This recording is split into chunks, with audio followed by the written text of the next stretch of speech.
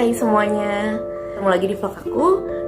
Pertama-tama aku pengen ngucapin thank you banget untuk kalian, teman-teman aku, dan siapapun yang udah tonton vlog aku sebelumnya, yang aku sharing tentang gimana sih kita deal with coronavirus ini. Dan itu dari pengalamanku pribadi. Katanya kalian lumayan terbantu untuk informasinya, karena di situ detailnya cukup tergambarkan ya situasinya kayak gimana. Dan step-stepnya kalau misalkan kalian terkena coronavirus ini atau terinfeksi, kalian harus kayak gimana. Dan sesuai dengan janji aku di vlog sebelumnya, di vlog kali ini aku akan share untuk tips isolasi mandiri. Lalu aku juga bakalan share untuk hasil tes ketiga.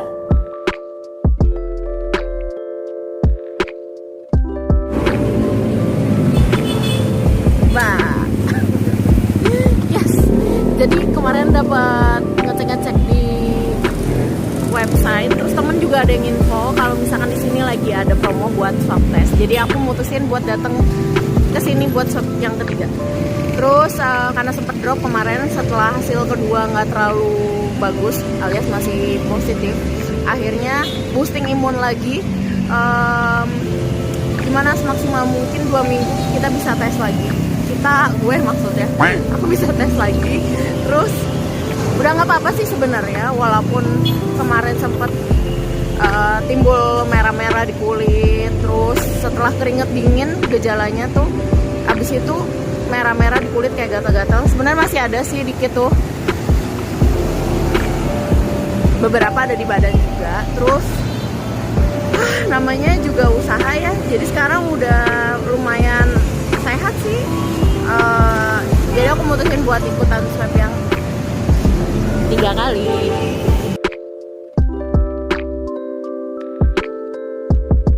Ya setelah tes ketiga, seneng banget. Aku lega ketika ngeliat tulisan negatif. Baru sekali pengen denger yang negatif, yaitu hasil yang negatif. Nah lucunya setelah hasilnya emang negatif dan aku masih ngedrop. Dan di situ tuh waktu minggu ketiga ya, ketiga keempat itu masih banget yang ngalamin namanya pusing merah. Kataku sih itu efek obat ya, salah satu efek obat herbal yang aku konsumsi juga. Jadi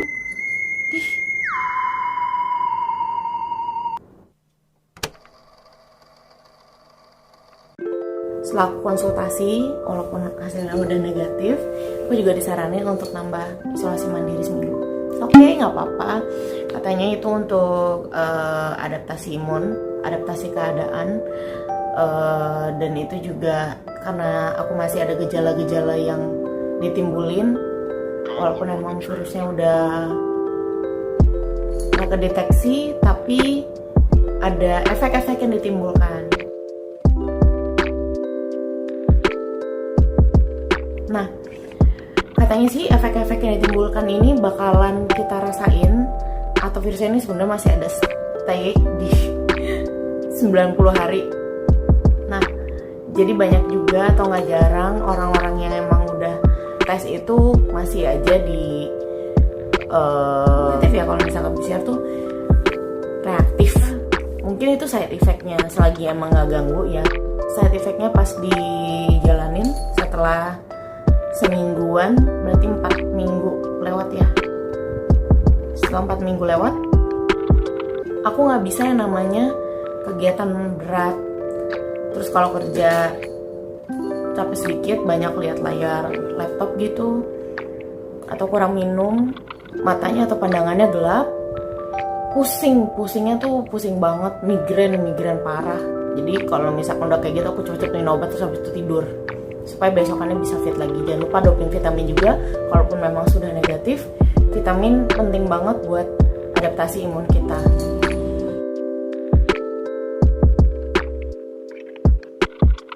Yang perlu kalian tahu, isolasi mandiri atau isoman dikhususkan untuk kalian yang terinfeksi dengan gejala ringan.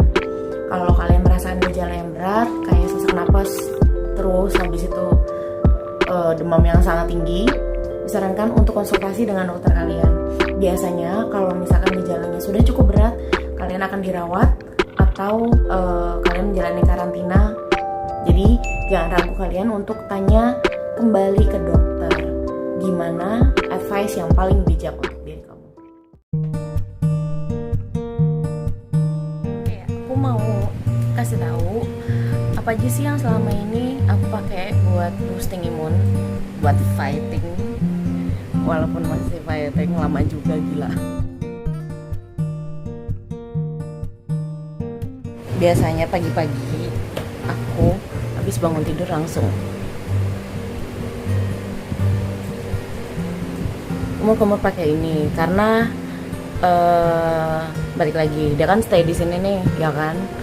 Kadang juga kan ada rasa kayak gatel gitu. Jadi aku coba fightingnya pakai ini. Dan itu sehari pasti pas bangun langsung pakai ini. Ya. Nah setelah sarapan itu aku minum apa aja? Biasa sarapan atau enggak minum makan buah ya. Kan buah pagi-pagi setelah sarapan. Terus, nah aku minum ini. Buat orang rekomen banget. Lu pakainya aja gitu. Pasti cepet banget deh sembuhnya. Makasih ya udah dikasih ini. Nah selain disarankan untuk konsumsi vitamin C, E, sama zinc, terus nggak ada obat yang diharuskan untuk dikonsumsi. Jadi apa yang kamu konsumsi obat-obatan itu sesuai sama gejala yang ditimbulin. Karena setiap orang itu gejalanya beda. Aku pribadi itu waktu minggu pertama yang paling berasa banget. Kalau kalian pernah berenang kemasukan air pasti pernah ngerasain ya namanya perih, hidungnya kayak kemasukan kaporit. Itu aku rasain kurang lebih itu 2 minggu. Nah kalau udah kayak gitu aku atasinnya biasanya aku hirup yang namanya inhaler. Terus habis itu aku juga ngerasa nggak enak sendi-sendinya, sendi tulang itu kayak apa ya, kayak orang naik gunung capek banget padahal nggak ngapa-ngapain. Dan emang sih imun kita diserang habis-habisan. Aku juga konsumsi ini. Teman-temanku banyak banget yang nyaranin katanya obat ini dipakai untuk para tenaga medis di rumah sakit. Kalau misalnya ada gejala-gejala ringan kayak batuk, pilek, sama tenggorokan gatel, itu biasanya mereka katanya pakai obat ini. Demam juga bisa. Kalau kalian udah konsumsi ini, jangan juga konsumsi obat-obat sejenis ya, kayak paracetamol gitu. Karena ini basically fungsinya sama. So, jangan berlebihan. Nah, efek lain yang ditimbulkan buat aku pribadi, aku ngerasa mual. Mungkin juga efek samping dari aku konsumsi obat-obatan dan vitamin.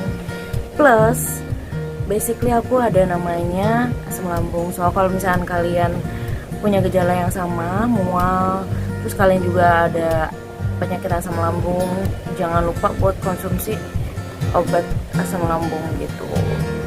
Kalau misalkan kalian beli di apotek biasa kan banyak tuh kayak Milantau, Meprazol atau sejenisnya yang bisa meredakan rasa mual kalian karena asam lambung gitu. Basically kalau mual itu juga kata dokternya adalah tanda kalau si virus ini lagi nyerang sistem pencernaan kita, karena dia tahu kalau misalnya kita ini lagi fighting, lagi masukin yang namanya obat-obatan, makan makanan sehat, vitamin segala macam. Jadi dia juga menyerang yang namanya pencernaan kita gitu. Nah, habis itu karena kita dituntut selalu bersih sebenarnya sakit juga harus bersih sih, cuma nih lebih ekstra gitu.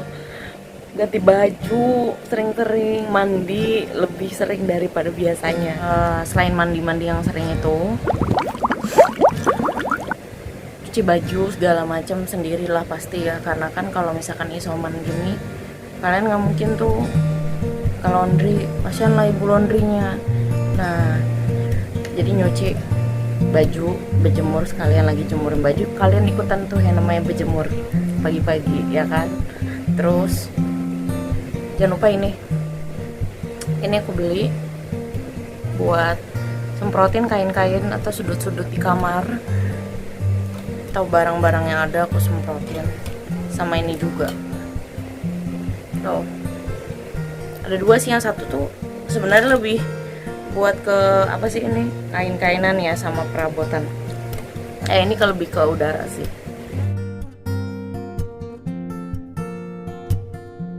Nah, untuk awalnya tuh juga aku nggak lupa buat belanja obat-obatan standar, dalam artian yang bisa di stok untuk gejala-gejala ringan, karena gejalanya tuh beda-beda. Tapi karena setelah aku konsultasi dan aku tahu gejala yang kemungkinan atau saat itu aku rasain sih pas aku lagi tes itu ringan, nah aku cetok yang namanya paracetamol gitu, turunin demam. Terus habis itu kalau misalnya ada kayak batuk ringan segala macam, beli untuk obat batuk. Biasanya juga aku konsumsi ini nih, konsumsi ini. Karena kalau malam tuh kan susah buat tidur ya, diantara obat-obatan standar yang aku bilang tadi kayak paracetamol sama obat batuk, aku juga nyetok ini. Nah, syukur alhamdulillah sih selama ini banyak banget yang support teman-teman aku, khususnya bahkan teman aku yang jauh banget gitu, mereka tuh masih support aku.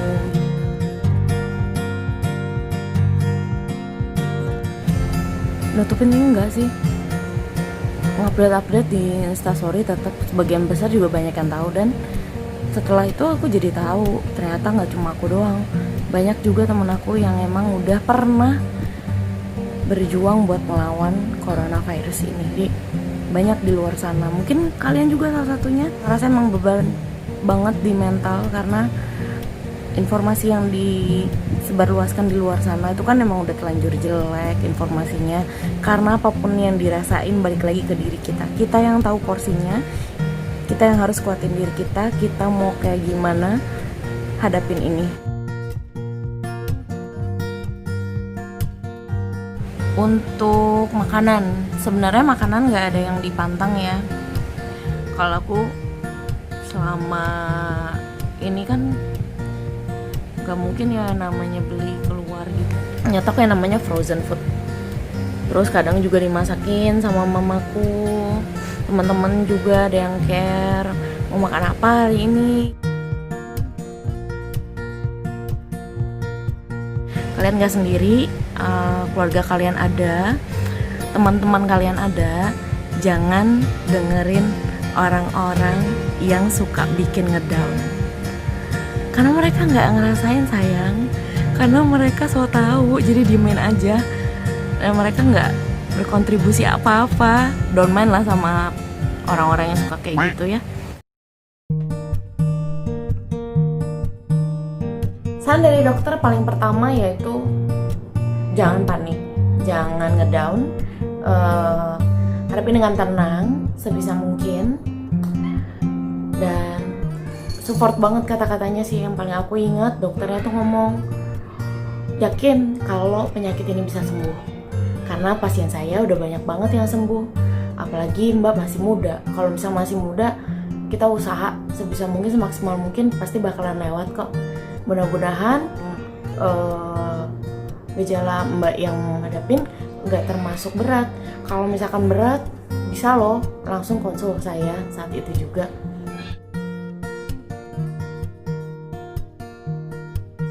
70% nyerangnya mental, 30% baru fisik. Kenapa? Karena mentalnya dia obrak-abrik banget sih, dengan gejala yang kadang muncul, kadang timbul. Aku rasa hari ini sehat, besok ternyata nggak baik-baik aja. Aku rasa ini udah berakhir, aku nggak minum obat lagi, aku udah masuk minggu ketiga ternyata ngedrop lagi. Ternyata tanda-tandanya juga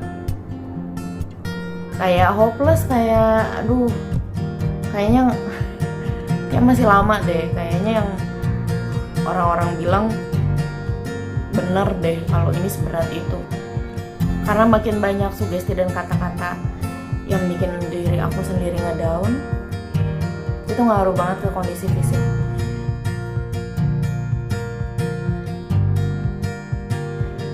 Ada yang bilang pikiran melawan penyakit atau main against body. Karena ketika kalian baik-baik aja, sugesti diri kalian ini bakalan cepat berakhir, ini bakalan kembali pulih, itu bakalan healing kalian dari dalam sih, otomatis.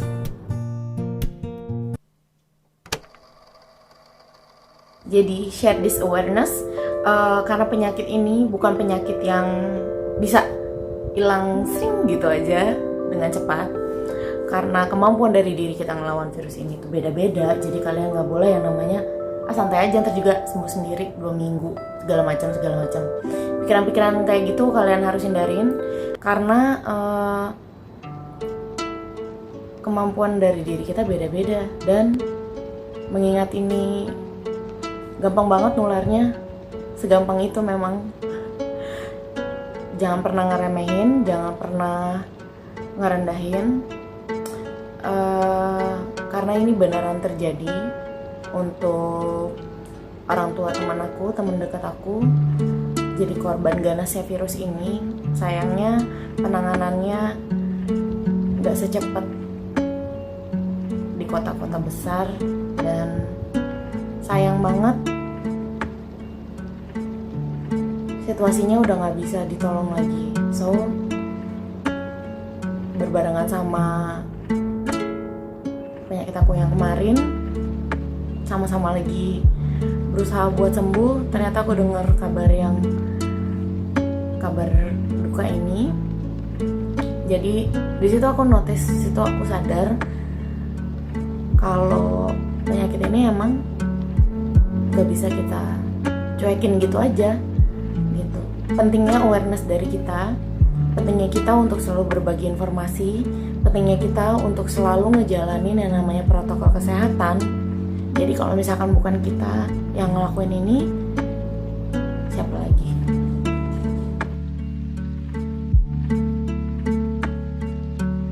Kita nggak tahu ini kapan berakhirnya, tapi kita bisa lakuin yang bisa kita lakuin, yang bisa kita fokusin. Yaitu kita tetap bisa saling jaga. Kita saling jaga dengan cara aku jaga buat kamu, kamu jaga buat aku. So, dengan kayak gitu penyebaran virusnya gak bakalan terlalu cepat atau terlalu banyak. Am I correct? Gak tahu, tapi bisa dicoba. Kalau misalkan kalian aware, aku juga dengan kena musibah yang kemarin, jadi aku tahu kalau ini bisa nyerang siapa aja, di mana aja, kapan aja. Dan bukan sekedar sakit, keluar uang banyak, berobat segala macam, enggak. Tapi untuk kehilangan nyawa itu benar-benar real, itu benar-benar nyata.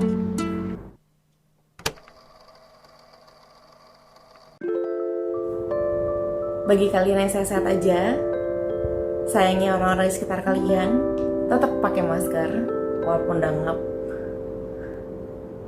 Cuma itu yang bisa kita lakuin, jalan protokol kesehatan, karena kita nggak tahu ada berapa banyak orang lagi yang bakalan bisa terkena. Tapi yang kita tahu, kita bisa sama-sama aware untuk menjaga ini. So, stay safe, stay healthy. See you.